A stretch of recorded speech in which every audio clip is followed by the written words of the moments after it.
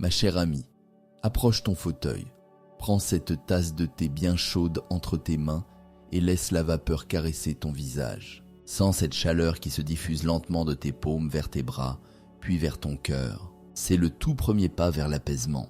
Je vois ta fatigue, ce voile de tristesse qui pèse sur tes épaules comme un manteau de plomb. Sache que tu es ici en sécurité, à l'abri des tempêtes et des regards inquisiteurs. Dans cet espace que nous créons ensemble, il n'y a pas de jugement.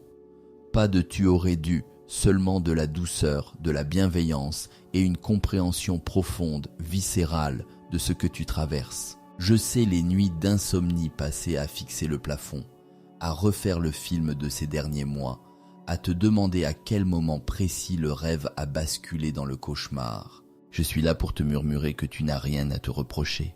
Tes larmes ne sont pas une faiblesse. Elles sont le nettoyage nécessaire de ton âme, une pluie salvatrice sur une terre trop longtemps assoiffée. Ton besoin de paix n'est pas un luxe, c'est la priorité absolue de l'univers en cet instant. Imagine que le soleil décline doucement à l'horizon, peignant le ciel de nuances orangées et violettes, installant le calme sacré de la fin de journée.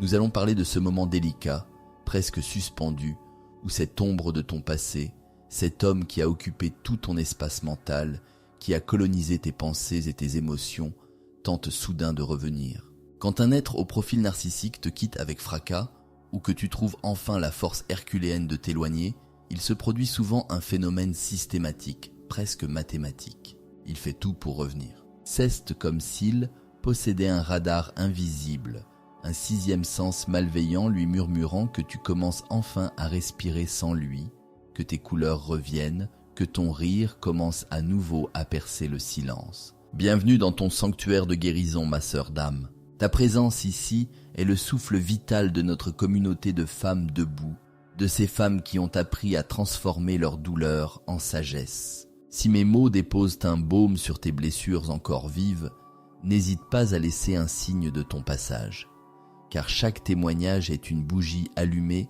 pour une autre qui cherche encore son chemin dans le noir. Aujourd'hui, nous plongeons ensemble dans les eaux troubles de la manipulation pour comprendre pourquoi il essaie de te reconquérir après avoir si cruellement piétiné ton jardin intérieur. Ces personnes sont des orfèvres de l'émotion, des maîtres horlogers dans l'art de tirer les fils invisibles de ta culpabilité et de ton empathie. Il est si difficile d'échapper à leur emprise car ils ont passé des mois, peut-être des années, à étudier les serrures de ton cœur, à identifier tes failles pour mieux y insérer leurs crochets. Le point crucial, ce que je veux que tu graves dans ton esprit, n'est pas de regretter cette rencontre, car elle a fait de toi la femme lucide que tu deviens, mais d'apprendre à voir derrière le masque de porcelaine avant que la pièce de théâtre ne devienne une tragédie irréversible. Si tu as vécu ce hoovering, ce terme anglais qui évoque l'aspirateur, cette force qui veut te réaspirer dans son chaos émotionnel, tu sais exactement de quoi je parle. Même démasqués, même mis face à leurs mensonges les plus flagrants, ils gardent la conviction inébranlable qu'ils peuvent réintégrer ta vie à leur guise, persuadés que ton amour est une source inépuisable et que tu oublieras tout au premier sourire charmeur. Pourquoi ce besoin viscéral de revenir alors qu'ils t'ont traité avec un mépris parfois indicible? Il y a deux raisons fondamentales, et je suis navré de te le dire, mais aucune n'est liée à l'amour véritable, cet amour qui protège et qui honore. La première raison est simple, tu possèdes une lumière intérieure, une vitalité et une capacité d'aimer qu'ils convoitent, mais qu'ils sont incapables de générer par eux-mêmes. Tu es une source d'énergie pure, un soleil dont ils ont besoin pour se sentir exister. La deuxième raison est plus sombre, plus insidieuse. Ils n'ont pas terminé leur œuvre de destruction. Pour un narcissique, voir sa proie se reconstruire, s'épanouir et retrouver sa souveraineté est une insulte personnelle. Ils ne supportent pas de te voir heureuse sans eux. Ils sont patients, tels des prédateurs tapis dans l'ombre, attendant le moment où tu seras vulnérable, un soir de solitude ou un jour de doute, pour te demander cette fameuse deuxième chance qui, en réalité, sera celle de trop, celle qui visera à briser ce qu'il reste de ta confiance en toi. Ils jouent souvent la carte de la pitié, car ils connaissent l'immensité de ton cœur et ton inclinaison naturelle à vouloir soigner les âmes blessées. Il inventera des histoires de détresse absolue, t'enverra des messages à 2 heures du matin, affirmant qu'il est seul, perdu, ou soudainement frappé par une maladie mystérieuse. Parfois, il utilisera un deuil familial, même lointain, pour manipuler tes émotions et forcer le contact, sachant que tu ne pourras pas rester de marbre face à la mort. Cette apparente vulnérabilité, ces larmes de crocodile, le font paraître inoffensif, presque comme un petit garçon égaré dans la tempête. C'est un piège cruel tendu à ton instinct de soignante. Il peut aussi, à l'inverse, simuler une gentillesse extrême, t'inondant de bouquets de fleurs dont il sait qu'ils sont tes préférés, ou t'envoyant des photos de souvenirs merveilleux, soigneusement sélectionnés pour occulter les mois de maltraitance psychologique. Son but est de te convaincre que le monstre a disparu, qu'il a enfin compris. Prenons un exemple concret, ma chère amie. Imagine qu'il t'envoie ce message. Je suis passé devant cette petite boulangerie où nous avions pris ce café sous la pluie, tu te souviens? J'ai senti ton parfum et mon cœur s'est brisé. Je réalise seulement maintenant tout ce que j'aille perdu par ma faute. Ce message n'est pas une preuve d'amour. C'est un hameçon. Il utilise un souvenir sensoriel, l'odeur, la pluie, le goût du café, pour court-circuiter ta logique et réveiller la nostalgie de ton système limbique. Il ne parle pas de toi, de tes besoins ou de la douleur qu'il t'a infligée. Il parle de sa douleur, de son cœur brisé, de sa perte. C'est toujours invariablement centré sur lui. S'il était réellement désolé, il respecterait ton besoin de silence. Il resterait à distance pour te laisser guérir. Le véritable repentir ne s'exprime pas par des messages nocturnes intrusifs, mais par un travail de fond sur soi, loin de ta lumière. Une autre tactique redoutable, et peut-être la plus convaincante, est celle du grand changement. J'ai enfin eu un déclic, te dira-t-il avec une voix chargée d'une émotion feinte. Il prétendra avoir commencé une thérapie intensive, avoir trouvé la foi ou avoir adopté une nouvelle philosophie de vie radicale. Il pourrait même t'envoyer des captures d'écran de livres de psychologie ou des noms de thérapeutes qu'il prétend consulter. Bien que l'être humain soit capable d'évolution, pour eux, ce changement n'est qu'un décor en carton-pâte, un costume qu'ils revêtent pour mieux t'approcher. Plus vite tu le laisses revenir dans ton intimité, plus brutale et violente sera la chute. Ce vieux monstre, tapi derrière les promesses de rédemption, montrera son vrai visage dès qu'il se sentira à nouveau en sécurité, dès qu'il saura qu'il a repris le contrôle de tes émotions. Ne sois pas le laboratoire de sa rédemption supposée, tu as déjà assez donné. Un tel homme ne laisse jamais partir une source de vie s'il, sans qu'il, reste encore une goutte de joie à pomper, un reste de dignité à piétiner. Dans son arrogance sans limite, il est convaincu que c'est lui, et lui seul, qui décide si la relation est finie ou non. Souviens-toi de ceci, ma chère amie.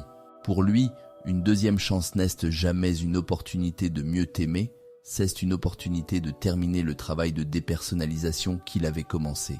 Garde tes frontières hautes et solides, comme les remparts d'une citadelle imprenable. Si ta santé mentale est en péril, si ton sommeil est hanté par ces paroles, le seul acte d'amour véritable envers toi-même est le silence radio absolu, total, définitif. Cesse ton bouclier, ta seule protection contre les ondes toxiques qu'il émet.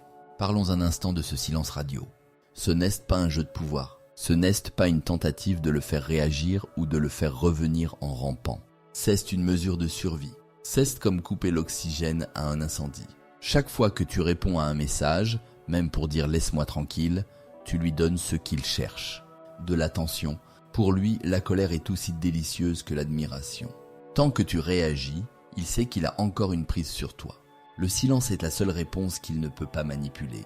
C'est un vide qu'il ne peut pas remplir, un miroir qui le renvoie à sa propre vacuité. Je sais combien c'est difficile, surtout quand il utilise des intermédiaires, ce qu'on appelle les flying monkeys ou singes volants. Ce sont ses amis communs ou ses membres de la famille à qui il raconte une version déformée de l'histoire pour qu'ils viennent te dire « Il a vraiment l'air mal, tu devrais au moins lui parler. Ne tombe pas dans ce piège. » Ces personnes, même si elles sont bien intentionnées, sont devenues les instruments de sa manipulation.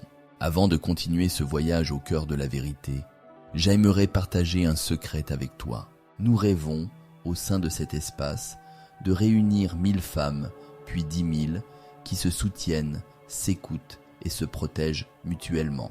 Ton abonnement, ton commentaire ou ton simple j'aime n'est pas qu'une chiffre sur un écran. C'est un geste précieux qui nous donne des ailes, qui permet à ces messages de guérison d'atteindre celles qui sont encore enfermées dans le silence et la peur. Ensemble, nous ne sommes pas des victimes isolées, nous sommes une forêt de chaînes inébranlables dont les racines s'entrelacent sous la terre. Merci du fond du cœur pour ta fidélité et pour la confiance que tu m'accordes. Quand il sent que tu es devenue forte, que tu as retrouvé ton éclat, il redoublera de ruse. Pour éviter le traumatisme d'une rechute émotionnelle, il faut disséquer ces méthodes avec la précision d'un chirurgien. Ces êtres ressentent des émotions sombres et constantes, une colère froide qui couve sous la surface, une amertume envers le monde entier et une jalousie maladive pour tout ce qu'ils ne peuvent posséder vraiment. Ils sont d'une sensibilité extrême face aux critiques, même les plus constructives, interprétant chaque mot, chaque soupir, via le prisme déformant de leur ego surdimensionné. Incapables de prendre réellement en compte tes besoins ou tes désirs, ils utilisent tes cris de douleur, tes supplications pour être entendus, comme un remède pour soigner leurs propres plaies narcissiques. S'ils sont contrariés au travail ou avec des amis, ils reviendront vers toi pour t'utiliser comme un déversoir émotionnel, car ils savent que tu absorberas leur poison. Émotionnellement, malgré leur âge et leur position sociale, ils sont restés bloqués au stade d'un enfant en bas âge, piquant une colère noire parce qu'il ne peut pas tout contrôler. Lorsqu'ils commencent à te percevoir comme un adversaire, c'est-à-dire dès que tu commences à poser des limites, ils utilisent des justifications constantes pour leurs actes. Chaque trahison, chaque mensonge, chaque absence injustifiée aura une explication complexe où, invariablement, ils finissent par être les victimes de circonstances extraordinaires ou pire, de ton propre comportement. Cette manipulation vise à détourner ton attention de leur culpabilité réelle pour la focaliser sur tes supposés manquements. Ils te diront avec un calme effrayant que tu es trop sensible, paranoïaque ou incapable d'évaluer la situation avec objectivité. C'est une érosion lente mais certaine de ton sens de la réalité. Ensuite vient l'arme absolue, le gaslighting. Ils mentent avec un aplomb qui force l'admiration, nient l'évidence même quand les preuves sont sous leurs yeux, et invalident ta vérité avec un mépris souverain. Le but ultime est de te faire douter de ta propre mémoire, de tes sens, de ta santé mentale. Chaque blessure qu'ils t'infligent t'est présentée comme accidentelle, imaginaire ou provoquée par une erreur de ta part. Ils réécrivent le passé, transformant leur colère en réaction légitime et tes pleurs en harcèlement. Ils peuvent même simuler le choc ou la tristesse pour te faire passer pour une personne instable aux yeux de votre entourage. Il est terriblement douloureux de voir des amis communs ou même des membres de ta propre famille tomber dans le panneau de leur charme superficiel, mais sache que la vérité finit toujours par émerger des eaux boueuses. Imagine la scène, tu lui reproches une infidélité dont tu as la preuve. Au lieu de s'excuser, il va fixer tes yeux et te dire, avec une sincérité désarmante: tu projettes tes propres insécurités sur moi. C'est triste de voir à quel point tu as besoin de créer du drame pour exister.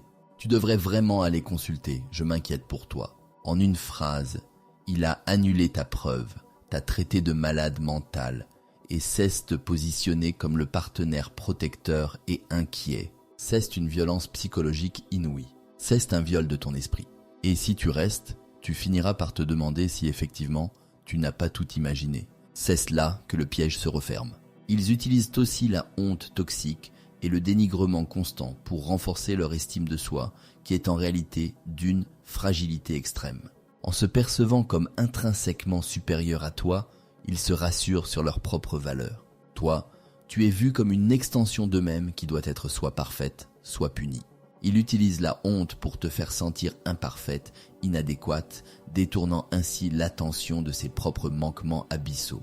Les empathes, comme toi, sont des cibles de choix car ils cherchent sincèrement à s'améliorer et prennent pour vérité les critiques qu'on leur adresse. Il te culpabilisera pour tes besoins de base, le besoin d'affection, de clarté, de respect, surtout si tu commences à devenir indépendante financièrement ou émotionnellement.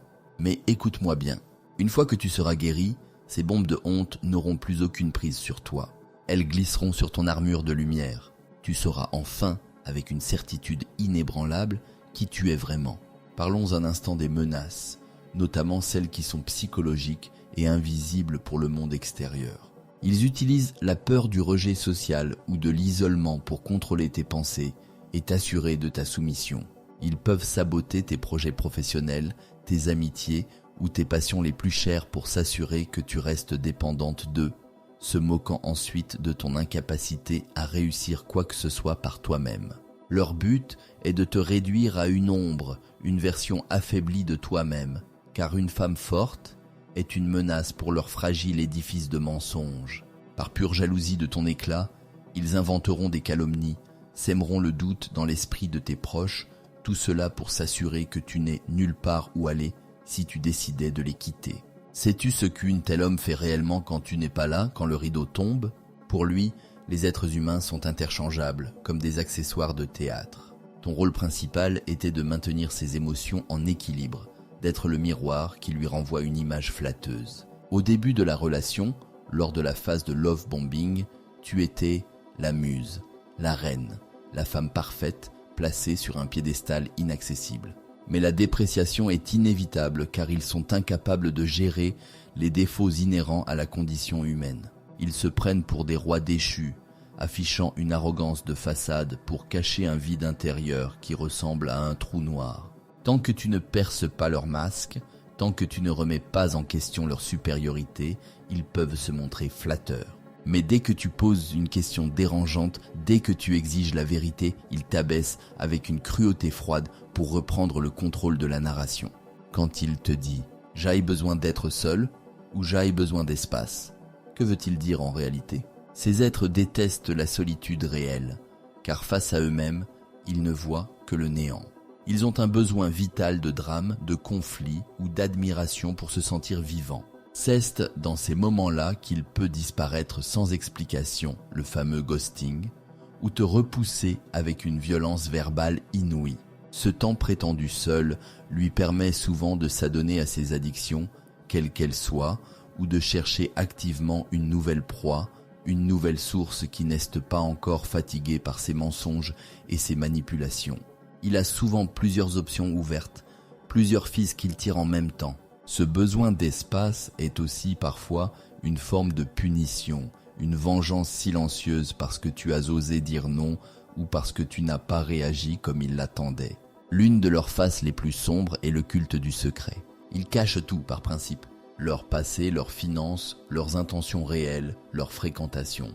L'infidélité, qu'elle soit émotionnelle ou physique, est souvent au cœur de leur jardin secret, non pas par besoin sexuel, mais par besoin de validation constante et de pouvoir. Ils n'ont pas de boussole morale interne.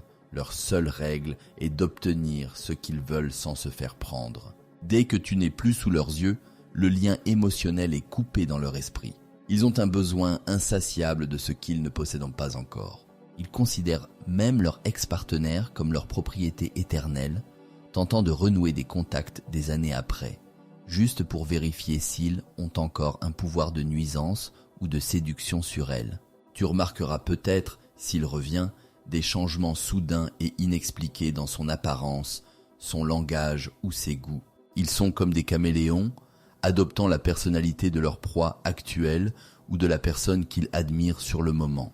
Ils peuvent rompre brutalement pour tester une nouvelle aventure qu'ils imaginent plus excitante, puis revenir vers toi avec des larmes de crocodile quand ils réalisent que l'herbe n'est pas plus verte ailleurs ou que la nouvelle personne a vu clair dans leur jeu plus vite que prévu. S'ils sont pris la main dans le sac, ils auront l'audace incroyable de te dire que c'est toi, par ton manque d'attention ou ta froideur, qui les a poussés dans les bras d'une autre. Ils retournent la situation avec une telle agilité mentale que tu finis par t'excuser de les avoir soupçonnés. Leur but ultime est de te faire accepter l'inacceptable, de briser tes valeurs une à une. Se faire trahir et s'entendre dire que c'est de notre faute est un coup terrible porté à l'âme. Mais comprends bien ceci, ma chère amie. Cela n'a absolument rien à voir avec ta valeur, ta beauté ou ton intelligence. C'est leur vide intérieur qui est une fosse sans fond, impossible à combler, même avec tout l'amour du monde. Regarde tes mains, ma chère amie. Elles tremblent peut-être encore un peu, mais elles sont libres. Elles ne sont plus là pour apaiser ses colères ou pour porter le poids de ses échecs. Comment revenir à soi après un tel séisme? Le chemin de la reconstruction commence par une douceur infinie envers toi-même. Arrête, je t'en supplie, de te flageller en te demandant comment tu as pu être aveugle ou naïve. Tu n'étais pas aveugle, tu étais aimante, généreuse, et tu as cru en la bonté d'un être qui simulait l'humanité. Ce sont des qualités magnifiques, ne les laisse pas s'éteindre à cause de lui. La guérison n'est pas une ligne droite, c'est un processus organique, comme la forêt qui repousse après un incendie. Il y aura des jours où tu te sentiras forte, souveraine, et des jours où la nostalgie ou la peur te submergeront au détour d'une chanson ou d'une odeur. Accueille ces émotions sans lutter. Elles sont les preuves irréfutables que ton cœur est vivant, qu'il bat encore malgré tout. Le deuil d'une relation avec un narcissique est particulier. Ce n'est pas seulement le deuil d'un homme, c'est le deuil d'une illusion. Tu dois pleurer l'homme que tu croyais qu'il était, celui du début, ce prince charmant qui n'a jamais existé. C'était un personnage de fiction créé pour te séduire. C'est douloureux, car tu as aimé ce personnage de tout ton être, mais aujourd'hui tu fais face à la réalité. Et la réalité, bien que plus froide, est le seul sol sur lequel tu peux construire quelque chose de solide. Ne cherche pas de clôture ou d'explication de sa part. Il ne t'en donnera jamais de sincère. Ta clôture, c'est ta décision de partir et de ne plus jamais regarder en arrière. Écoute ton intuition, cette petite voix étouffée, ce murmure que tu as ignoré pendant si longtemps pour lui plaire, pour maintenir la paix, pour sauver ce qui ne pouvait l'être. Ton intuition savait dès le premier regard, dès la première dissonance. Apprends à lui faire confiance à nouveau. Fais le silence autour de toi. Éloigne-toi du bruit du monde et des réseaux sociaux où il pourrait encore tenter de t'atteindre. Tu mérites une vie faite de respect, de tendresse et de clarté. Avant de chercher l'amour ailleurs, réapprends à t'aimer avec une force farouche. Traite-toi comme tu traiterais ta propre meilleure amie ou la petite fille que tu étais. Que lui dirais-tu si elle pleurait devant toi?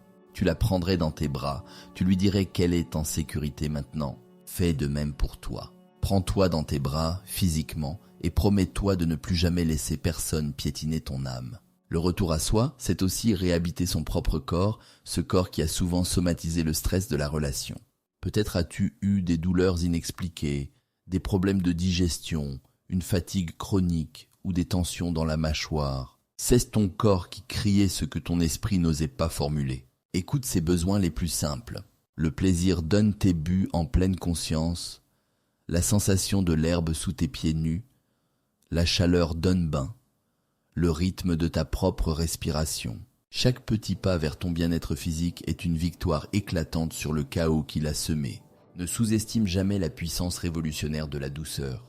La colère est un moteur puissant pour partir, pour claquer la porte, mais c'est la paix intérieure qui te fera rester loin de lui pour toujours. L'univers a des projets merveilleux pour toi, des rencontres lumineuses, des joies pures qui ne seront plus jamais suivies de larmes amères ou de doutes dévastateurs. Parlons de ta maison, de ton espace de vie. Un narcissique colonise l'espace. Il laisse ses affaires traîner, il impose ses goûts, il critique ta décoration. Pour guérir, réapproprie-toi ton foyer. Change la disposition des meubles, achète de nouveaux draps. C'est symbolique, mais si puissant, pour ne plus dormir dans les souvenirs de ses mensonges. Allume des bougies, diffuse des huiles essentielles de lavande ou d'orange douce. Fais de ton chez-toi un sanctuaire où il n'a plus aucune place, même pas en pensée. Purifie l'air, ouvre grand les fenêtres pour laisser partir les énergies stagnantes. Tu es la reine de ce domaine. Respire profondément, là, maintenant. Sens l'air remplir tes poumons, sens la vie qui circule dans tes veines.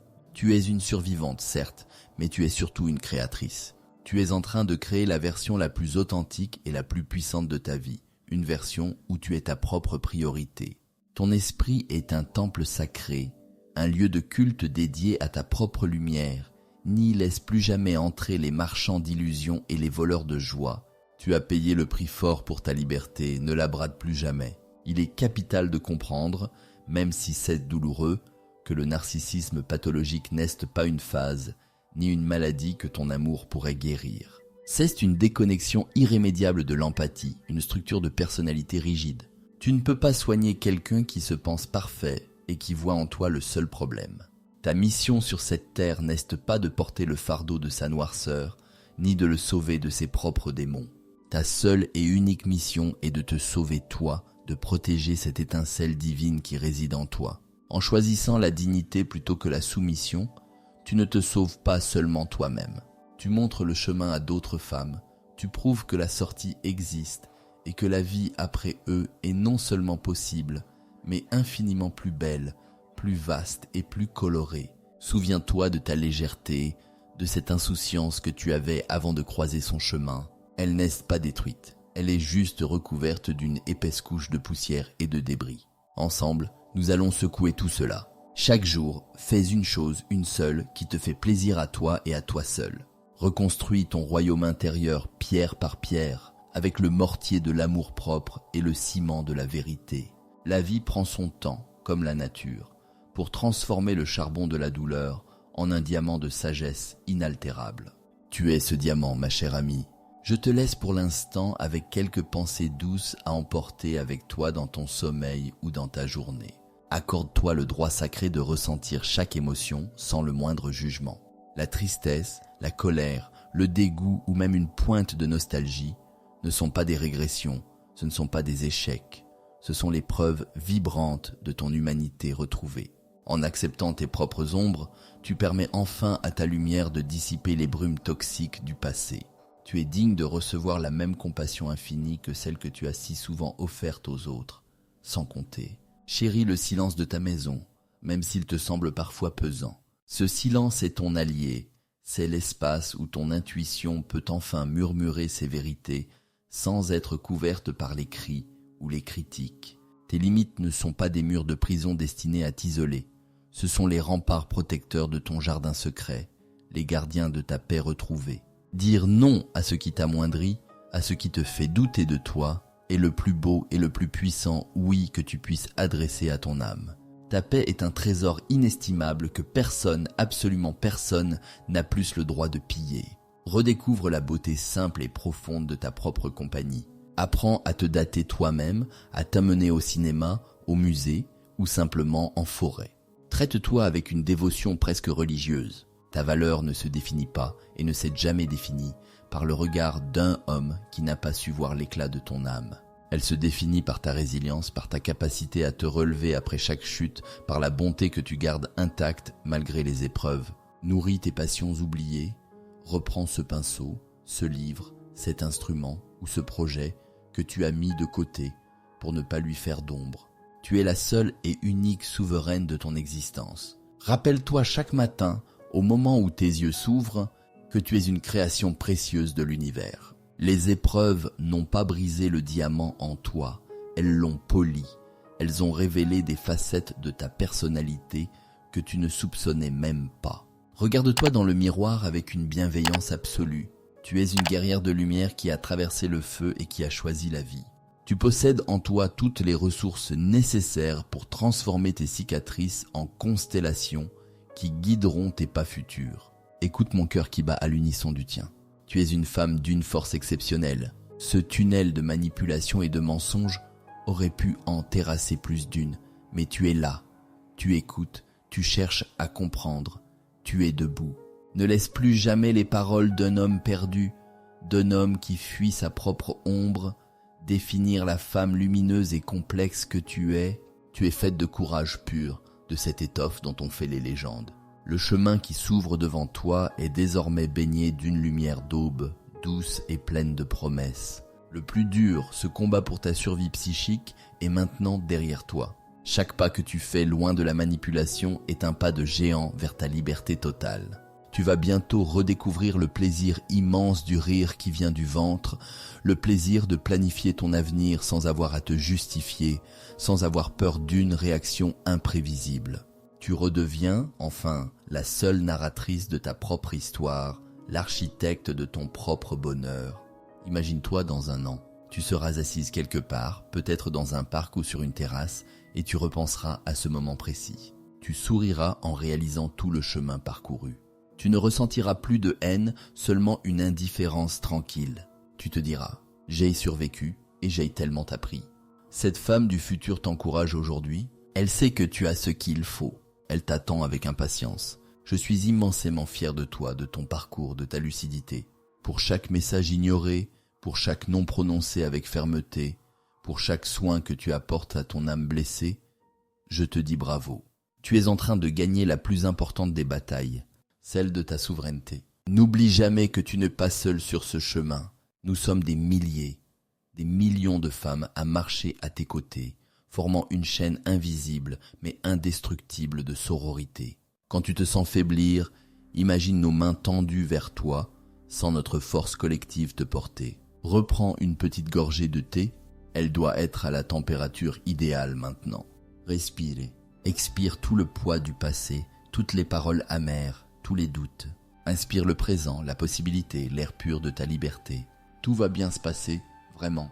L'univers veille sur toi avec une attention maternelle, et la vie t'attend avec des cadeaux et des surprises que tu n'oses pas encore imaginer dans tes rêves les plus fous. Tu es aimée, tu es précieuse, et tu es enfin irrémédiablement libre. Va maintenant avec cette paix dans ton cœur. Tu es une merveille de la nature, un miracle de résilience. Je te serre très fort contre mon cœur, avec une foi inébranlable en ton destin et en ta capacité à fleurir à nouveau, plus belle que jamais. À très bientôt pour la suite de ce voyage sacré vers toi-même. Que la joie, la vraie, t'accompagne à chaque souffle, à chaque battement de cœur. Tu es prête, ma chère amie. Le monde t'attend. Regarde autour de toi, dans cette pièce où tu te trouves. C'est ton espace. Chaque objet, chaque couleur, chaque ombre t'appartient. Personne ne viendra critiquer tes choix ou moquer tes goûts. C'est ici que commence ta nouvelle vie.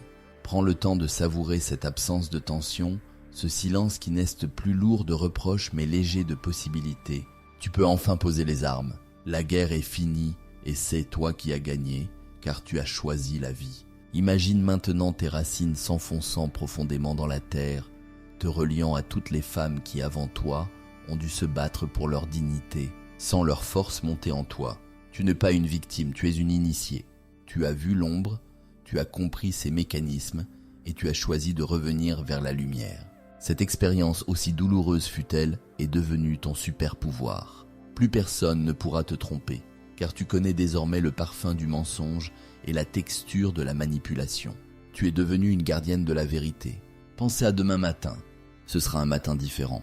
Tu te réveilleras et la première pensée ne sera pas pour lui, mais pour ce que tu as envie de manger, pour la couleur du ciel, pour le projet qui te tient à cœur. Ce jour-là est proche, plus proche que tu ne le penses. Chaque seconde de silence radio te rapproche de cette libération totale.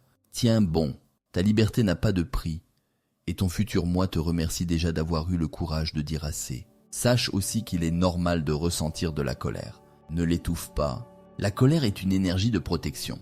Elle te dit « ce qu'il m'a fait n'est pas acceptable ». Utilise cette colère pour construire tes limites, pour dire plus jamais ça, mais ne la laisse pas te consumer. Transforme-la en détermination, transforme-la en amour pour toi-même. Tu es une alchimiste, ma chère amie.